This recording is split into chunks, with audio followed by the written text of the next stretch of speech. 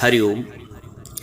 यदि कोई व्यक्ति जानकारी के अभाव में अज्ञानवश किसी वृक्ष की पत्तियों को पानी देता है, शाखाओं को पानी देता है और वो ये समझता है कि मैं अपना कर्म कर रहा हूँ उचित ढंग से, तो पत्तियों और शाखाओं को पानी देने के बावजूद भी एक दिन ऐसा आता है कि वो पेड़ सूख जाता है। अब वो व्यक्ति ये सोचता है कि मैंने तो बराबर पानी दिया है, फिर क्यों सूख गया मेरा पेड़? मैंने तो बड़ा यत्न किया है, फिर क्यों सूख गया पेड़? तब कोई ज्ञानी व्यक्ति, या आप ये कह लो कि माली आता है, उसकी भेंट हुई आती है माली से। उसने कहा, माली दादा ये कैसे हो गया? मैंने तो बराबर पानी दिया, पेड़ कैसे सूख गया? उसने पूछा, पानी कहाँ तुमने दिया? बोला, मैंने रोज पत्तियों को धोया, रोज पत्ती को पानी दिया, शाखाओं को पानी दिया। बोला, नहीं, तुम्हारा कर्म व्यर्थ हो गया। तुमको वृक्ष की जड़ को पानी देना चाहिए था।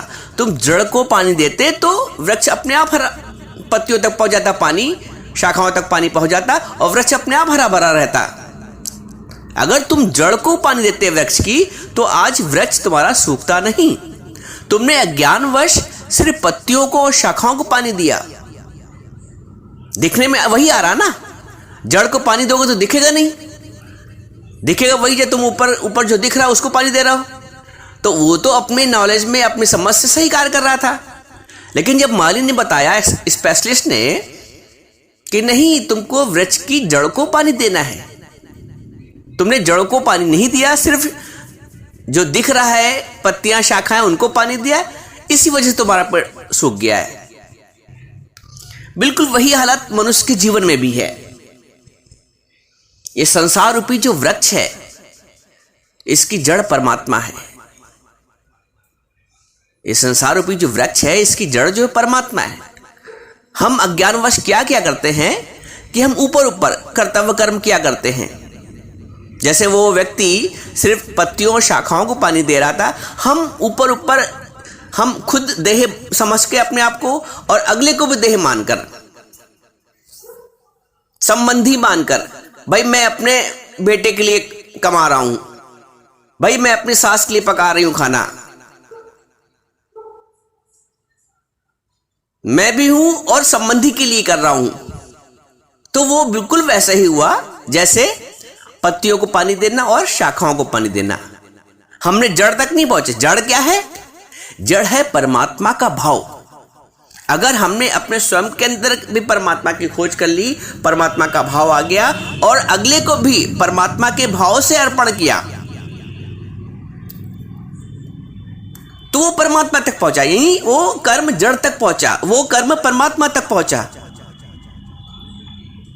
जब परमात्मा का भाव जागृत हो आता है, तो क्योंकि अज्ञान रहता है, किसी ने बताया नहीं, कोई माली ऐसा मिला नहीं। माली का मतलब सदगुरु।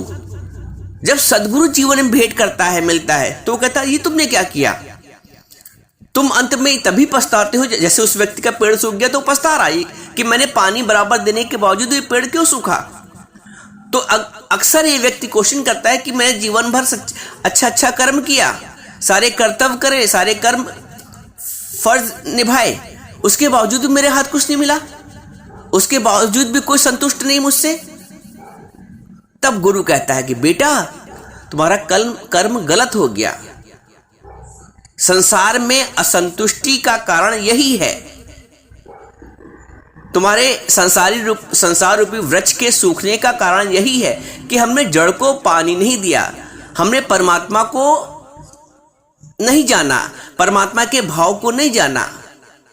न करने वाले को परमात्मा का भाव जागृत हुआ, न जिसके प्रति कर्म किया जा रहा उसमें भगवान का भाव जागृत हुआ। तो क्योंकि भगवान का भाव, भगवत भाव जागृत नहीं हुआ, तो ये बिल्कुल वैसे ही कर्म हो गया जैसे पत्तियों और शाखाओं को पानी देना। और जब हमने परमात्मा तत्व को पहचान कर ली, गुरु बताता है कि सर्वत्र है ही भगवान, भगवान से जुदा कुछ है ही नहीं। मतः परंतरम नान्यत किंचित दस्त धनंजय, कि मेरे से परे कुछ भी नहीं है अर्जुन, हे धनंजय। तो ये जो भाव जागृत होता है, ये गुरु जागृत करता है। जैसे अर्जुन को भगवान कृष्ण ने भाव जागृत किया कि हे अर्जुन, हे धनंजय, मुझसे परे कुछ बना ही नहीं है। ये सच है जीवन का, ये जड़ है जीवन की। तो जब ये भाव जागृत हो जाता है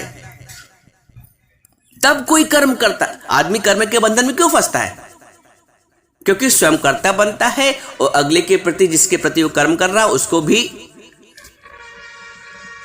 संबंध के रूप में देखता है, उसको परमात्मा के रूप में नहीं देखता है, संबंधी के रूप में देखता है। तो वो कर्म उसका निष्फल चला जाता है। जब भगवान का भाव जागृत हो जाता है तो वही कर्म तुम्हारे मोक्ष का कारण होता है। संसार के लिए किया गया कर्म, कर्ता बन के किया गया कर्म, किसी व्यक्ति विशेष के लिए किया गया कर्म, चाहे वो सतो गुण वाला कर्म हो, सत्कर्म ही क्यों ना हो, क्योंकि कर्ता बन के किया गया है, अगले को व्यक्ति विशेष जान के किया गया कर्म है, संबंधी जानकर किया गया कर्म है, तो वो बंधन का कारण होता है। कर्ता बन के किया गया कोई भी कर्म बंधन का कारण होता है। जहां मैं करने वाला हूं, मैं किसी के लिए कर रहा हूं, ये द्वैत का भाव। लेकिन जब ये द्वैत का भाव समाप्त हो जाता है कि करने वाला भी परमात्मा है और जिसके निमित्त कार्य किया जा रहा है वो भी परमात्मा है, तो उससे जो उत्पन्न फल होता है उसमें उसकी लोलुपता नहीं रहती है, क्योंकि करने वाला भी परमात्मा है और जिसके निमित्त किया गया कर्म वो भी परमात्मा है। खाना बनाने वाला भी परमात्मा है क्योंकि उसकी शक्ति से हो रहा है। अभी शरीर में शक्ति ना हो तो कौन करेगा? और जिसके लिए खाना बनाया गया वो भी परमात्मा है। एक गिलास पानी भेंट करने वाला भी परमात्मा है और जिसको पानी पिलाया गया वो भी परमात्मा का स्वरूप है। ऐसे कर्म में बंधन नहीं होता है। बाकी खुद को कर्ता जानकर किसी के लिए कर्म करने के भाव से जो भी कर्म किया जा रहा है, किसी भी प्रकार का कर्म, वो बंधन का कारण होता है। इसलिए अंग्रेजी में बोला गया कि when root is watered, entire tree is nourished. जब जड़ों को पानी दिया गया है तो सारे पेड़ को पानी पहुंच गया। जैसे कि हमने पेट को पानी पिलाया तो सारे शरीर को पानी पहुंच गया। भाई पेट में आप पानी आपने पिया, कहां गया? पेट में। तो पेट में पानी पहुंचा और सारे शरीर में पानी मिल गया। तो जड़ में पानी पहुंचा, सारे वृक्ष को पानी मिल गया। तो परमात्मा को पानी पहुंचा, मतलब परमात्मा के निमित्त कार्य किया गया और सारे संसार को पहुंच गया। क्योंकि प्रभु का भाव रखने से ही तुम्हारा व्यवहार भी परमार्थ बन जाएगा, वरना व्यवहार तो बंधन का कारण है। जितने भी कर्म अज्ञानवश हो रहे हैं वो सब बंधन के कारण है। और जब ये ज्ञान हो, ज्ञान एक ही चीज है कि है ही परमात्मा। परमात्मा को नहीं जाना तो सब अज्ञान है। छोटे में समझ लो, परमात्मा का जानना ही तुम्हारा परम ज्ञान है और परमात्मा को ना जानना ही परम अज्ञान है। तो प्रभु का भाव रखने से ही तुम्हारा व्यवहार भी परमार्थ बन जाएगा और वो जो व्यवहार तुम्हारा होगा वो सिद्ध होगा। वो व्यवहार तुम्हारे बंधन का कारण नहीं होगा। परमात्मा के भाव से किया गया कर्म बंधन से रहित होता है। तभी भगवान ने अर्जुन से बोला है, ऐशा ते भीता सांख्य बुद्धि योगे ते माम शृणु बुद्धिया युक्तो या पार्थ कर्म बंधन प्रहाससी। बुद्धिया युक्तो यानी कि बुद्धिया का मतलब हो यहां समबुद्धि। अब समबुद्धि कैसे? परमात्मा का भाव आ गया कि इधर भी परमात्मा और उधर भी परमात्मा, इसको बोला है समबुद्धि। अगर ये भाव नहीं है, भगवत भाव नहीं है, तो वो विषम बुद्धि है और विषम बुद्धि से जो भी कार्य किया गया वो बंधन का कारण होता है और समबुद्धि से किया हुआ कार्य बंधन से रहित होता है।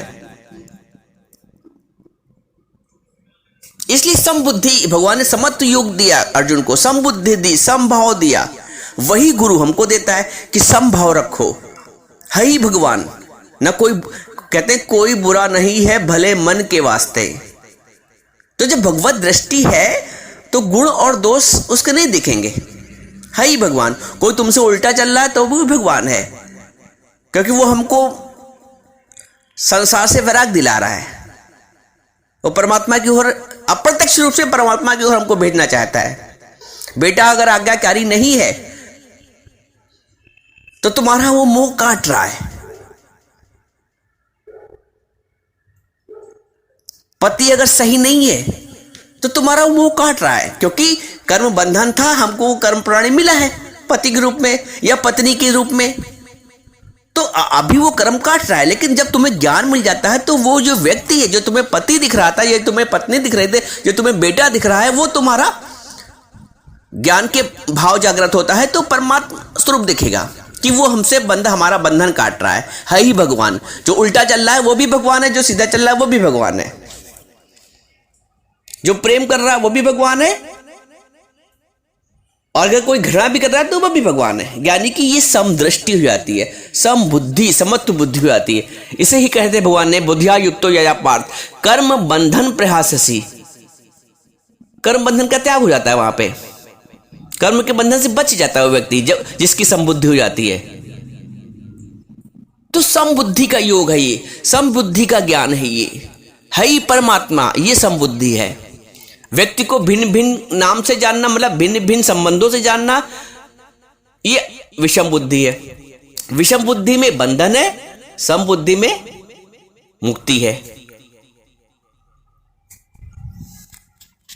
जिसने परमात्मा को जान लिया उसने सारी दुनिया को जान लिया। एक बूझे तो, नाना जी ने बोला, एक बूझे तो सदा पाक, एक ना बूझे तो सदा नापाक। एक को बूझ लिया, एक तू जो मिला सारी दुनिया मिली। जड़, एक जड़ को पानी दे दिया, पूरी वृक्ष को, एक एक पत्ती को, एक एक शाखाओं को पानी मिल गया। तो एक परमात्मा का भाव जागृत हो गया। संपूर्ण संसार में वही दृष्टि दिखेगी परमात्मा, सारा संसार ही खुश हो जाएगा। वर्तमान में भले ही तुमसे कोई असंतुष्ट हो, लेकिन एक समय आएगा उसमें भी भाव जागृत हो जाएगा।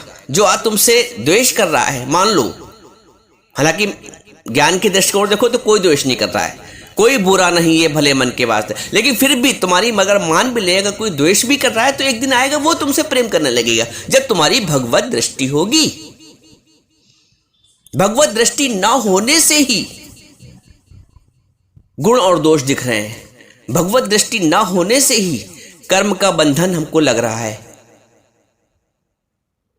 इसलिए दादाजी ने एक छोटा सा मंत्र दिया, मैं ना। जीवन भर दिन भर इसका प्रैक्टिस करो, मैं ना, मैं हुई नहीं, है तो परमात्मा, दूसरा है ही नहीं, है तो परमात्मा। तो ज्ञानी की दृष्टि में दूसरा है ही नहीं, ना मैं हूं ना दूसरा है, इधर भी परमात्मा और उधर भी परमात्मा। तो कर्म का बंधन कहां हुआ? ये रहस्य है ज्ञान का। यही रहस्यमयी ज्ञान भगवान ने अर्जुन को बताया। रहस्यम ही एतोत्तमम्, इस ज्ञान को बताया, इस रहस्यमय ज्ञान को भगवान ने अर्जुन को दिया। इसी ज्ञान को भगवान ने सूर्य को दिया कभी। तो ये रहस्य हमको जीवन में जब हमको सद्गुरु से भेंट होती है वो गुरु देता है। गुरु भी ईश्वर ही है। जब उसने अपनी मैं को मारा तो गुरु गोविंद दो खड़े काके लागे पाओ, बलिहारी गुरु आपकी जिसने गोविंद दिया बताए। तो उस गुरु की बलिहारी है जो कृष्ण के रूप में मेरे सामने आया और मुझको इस रहस्यमय ज्ञान से परिचित कराया, हमारे प्रभु से हमको मिलाया, जगत से हमारी आसक्ति तोड़ी, हमको जड़ में पानी देना सिखाया कि जड़ है परमात्मा, इस संसार रूपी वृक्ष की जड़ है परमात्मा। परमात्मा को तुम समझ लो, सारी दुनिया को समझ लोगे। जी है ज्ञान। ज्ञानी की जो रहनी है वो ज्ञान में रहनी है। वह ज्ञान का कर्म नहीं करता है, वो पत्तियों और शाखाओं को पानी नहीं देता है। वो उसकी दृष्टि में है ही भगवान, है ही भगवान। भगवान के सिवा कुछ बना ही नहीं है। बर्फ में जल के सिवा कुछ है ही नहीं, मक्खन में दूध के सिवा कुछ है ही नहीं। तो जगत में जगदीश के सिवा कुछ है ही नहीं, है ही जगदीश, है ही परमात्मा। ये भाव पक्का होगा। इसके लिए यही अभ्यास है। अभ्यासम तो वैराग, भगवान ने अभ्यास को महत्व दिया है, अभ्यास और वैराग को।